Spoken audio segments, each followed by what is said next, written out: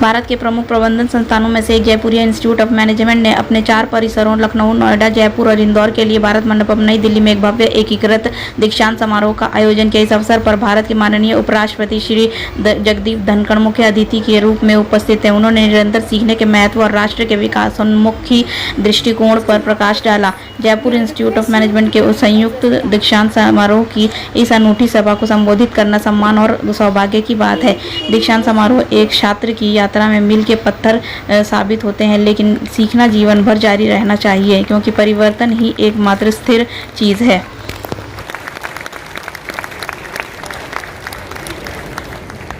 Congratulations to you. Shri Jaipuria, Chairman Board of Governors, Jaipuria Institute of Management, and slightly more important, Srimati Anjali Jaipuria,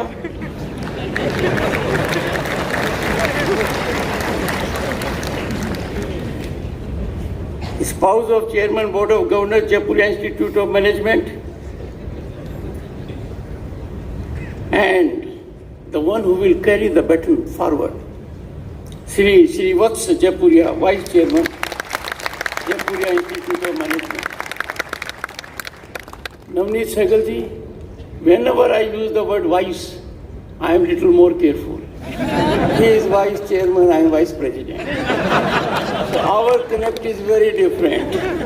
I am sure an illustrious person like you, with such massive background, having seen total political landscape of the country from all sides, am I right, Sudhanshu ji? Your home state better knows it. I must recognize the very distinguished presence of the Board of Governors. They are spinal strength of any institution. The very distinguished faculty that defines institutions, members of the staff, proud parents, dear students. There are many in the audience who qualify much better than I do to render this convocation address. I would make reference to some of them. Shri Sudhanshu Trivedi, a senior member of Parliament. I have called him political statesman, and no one has contradicted so far. Shri Sushil Rungta, who is accompanied by his wife, a former chairman of Steel Authority of India Limited, in the world of metal industry, a global authority, and a friend of 6 decades standing. His wise counsel has always been useful to me. I made a reference to Navneet Sehgal ji. His spouse is making impact by her absence. We had such a great occasion at Lucknow. Honorable Governor Anandiben Patel, चुनौतियां मुझे पसंद हैं, उनकी किताब का विमोचन था, वो वहां पर थी और सक्रिय थी।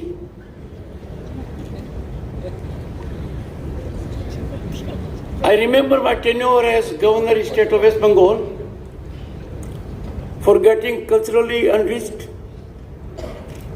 economically well informed by one who has been President of FICCI also, Shri Sudhir Jalan ji.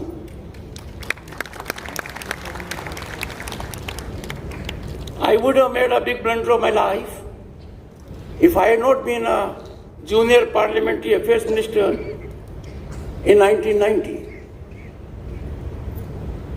whose brother was with me in Council of Ministers is here, Shri Sunil Shastri ji, accompanied by his gracious wife. Sometimes these omissions are never explainable. I wish to be excused. It is an absolute honor and and a privilege to address this unique August gathering of joint convocation of the Jaipuria Institute of Management. My warmest congratulations, best wishes and greetings to all the graduating students, their faculty and families. Convocations, they are very different. Convocations are milestones in a student's life journey, a moment that is ever etched in history and memory. Most importantly, it is culmination of the hard work, learning, and growth in celebration. But dear students, always bear in mind, a convocation is in Hindi known as Dikshant Samaroh. ये शिक्षांत समारोह नहीं है. Your learning has to continue lifelong. It doesn't end with this momentous occasion. I am reminded on this occasion, a great Greek philosopher in pre-Socrates era, Heraclitus, and he reflected what is commonly all over these days. The only constant in life is change. And you keep pace with the change, with your learning. So always be a good learner. And from here on, you would have got a great skill of self-learning as well. Our convocation, dear students, is much beyond a formal occasion. It is not ritualistic. You will frog leap in the larger world. You will face humanity in very severe conditions. You will be challenged. You will have highs and lows. You must be ready for that. But fortunately for you, unlike people of my generation, in the country there is an environment of hope and possibility. You have an enabling ecosystem, affirmative government policies that facilitate your fullest exploitation of talent and potential. You can realize your dreams and aspirations. You only have to look around. Having heard the chairperson and the vice chairperson, I find it expedient to pay my tribute to the great visionary Shri M.R. Jaipuria, who was accorded Bharat Bhushan by this government.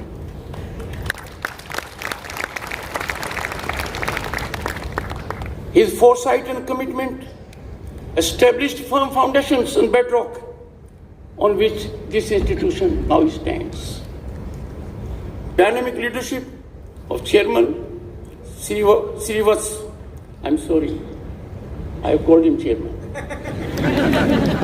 Ladies and gentlemen, boys and girls, it is not slip of the tongue. And I am sure this seamless transition will take place.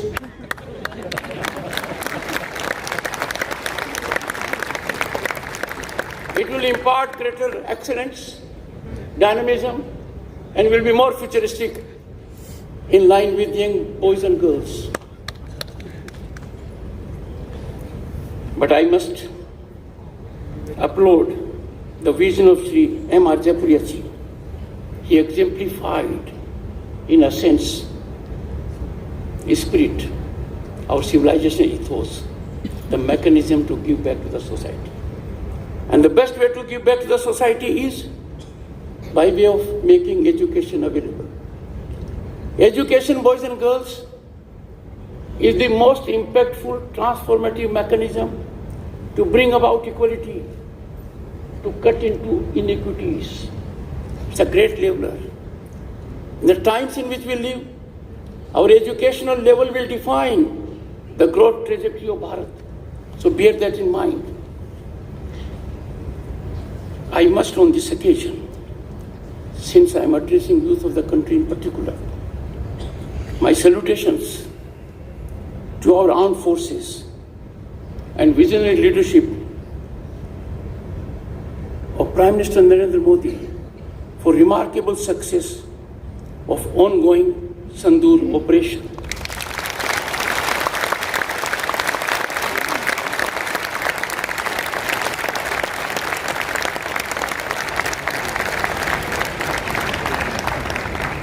It was a remarkable retaliation befitting our ethos of peace and tranquility to the barbarity that happened on April 22, Pahalgam, deadliest attack on our civilians since 2008 Mumbai attacks.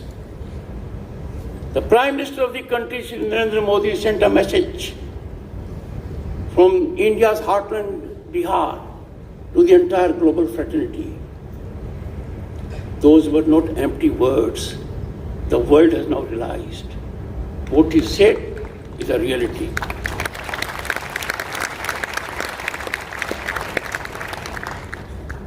In the mechanics of war and fight against terrorism, a new benchmark has been set. Indian armed forces targeted Jaish-e-Mohammed at Bahawalpur, deep inside Pakistan territory, beyond international border, headquarters of Jaish-e-Mohammed, also Lashkar-Taiba's base, Muridke. No one is asking for proof now. No one is asking for it. The world has seen, acknowledged, and we have seen this saga, how that country is deeply engrossed in terrorism when coffins are taken with armed forces and military power and political power accompanying. Justice done by Bharat to Sandur in sublimity.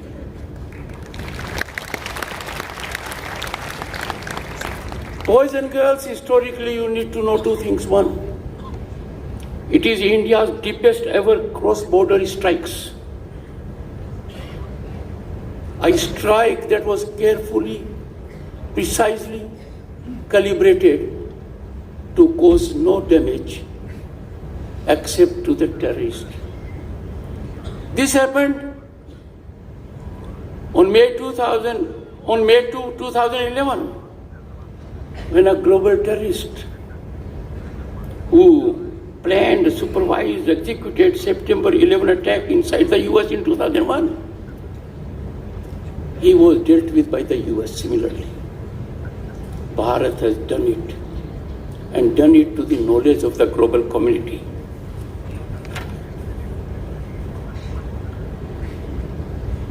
I can say without fear of contradiction that all that I am today, beyond the contribution of my wife, is education. So accessibility and affordability of education for all in democracy is fundamental. Democracy cannot blossom, cannot be nurtured if there is no education available. But that education has to be quality education. That education has to be beyond getting credentials of degrees. And therefore, national education policy was evolved by Prime Minister Modi after a gap of more than 3 decades, getting inputs from all stakeholders. And this is turning out to be a game changer. On this occasion, my message to corporates: invest in education. If you invest in education, you are investing in your future. You are investing also for growth of your industry. You are investing for skill. You are investing for national gain. And on that account, I would expect that Jaipuria Institute of Management should have greenfield footprints. I know it is challenging, but time has come when you have greenfield footprints and with respect to emerging technologies. And that is why I said the vice chairman needs to shake off tag prefix vice. In last few decades we have seen Good institutions have come. There has been investment in education. We have brand schools. But what is alarmingly worrisome and a matter of great concern, this country cannot afford commercialization and commodification of education.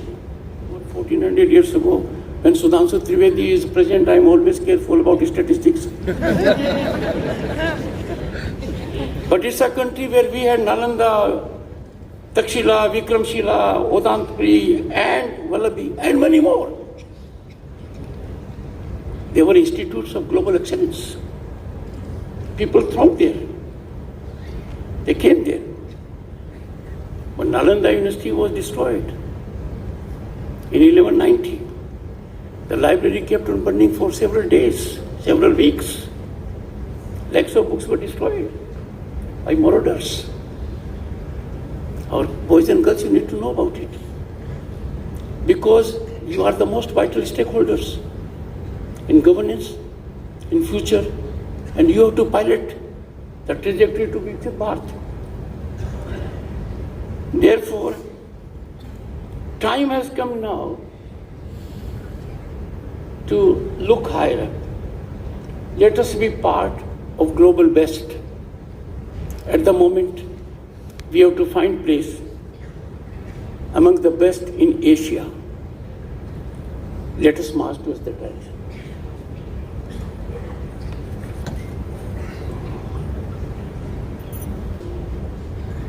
Your placement is fine. I'm told it's about 85%. Excellent. Amazing.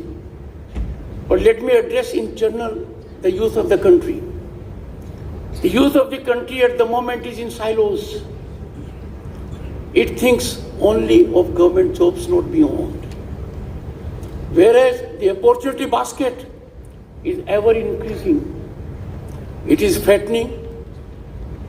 Of a nature where medical doctors don't take offense at it. Navneet, have you noticed it? Even doctors don't take notice of it. The opportunity basket for our young minds is fattening, fattening, and fattening. Because all that is good cholesterol. And what we have is space exploration, digital governance, disruptive technologies. These are issues in which India is dominating. We are in the front league of nations. Bharat, boys and girls, is no longer a nation with a potential. We are a nation on the rise. Our growth is incremental. The trajectory is sustainable. And our march is known to one and all in the world. Right now, we are the fourth largest global economy. I think matter of a year or two, we'll be the third largest. And therefore, boys and girls have to bear one thing in mind. I salute your intelligence. You are well informed. You would be aware that International Monetary Fund has applauded India, accredited India, that India, Bharat, is a global center, important center of investment and opportunity. Surely it is not for government jobs. You have to think about it. They are coming here for opportunities. You are very much in this country, please do that. The India boys and girls you will be stepping out after getting these degrees is bold, confident and uninspired. घनो गर्व है कि मारो जयपुरिया परिवार राजस्थान से शेखावटी नवलगढ़ से आयो है. I take pride in sharing that our Jaipuria family hails from Navalgarh, part of Shekhawati region of Rajasthan, a land which many Marwadi families trace their origin to. Giving back to society has always been a deeply held value for us. As we reflect on the enduring legacy of Jaipuria family in the field of education, we celebrate a journey spanning over 8 decades, rooted in the spirit of nation building, driven by passion for learning, and dedicated to shaping generations of young minds. My grandfather, Padma Bhushan, said Mangtu Ramji Jaipuria firmly believed that a nation's progress rests on the education of its youth. In the year 1945, he turned that belief into action by establishing Jaipuria College in Calcutta. Building on the visionary legacy, a family went to establish K-12 schools in Kanpur and Lucknow, and today I am proud to say that we have 56 schools reaching over 56,000 students across India.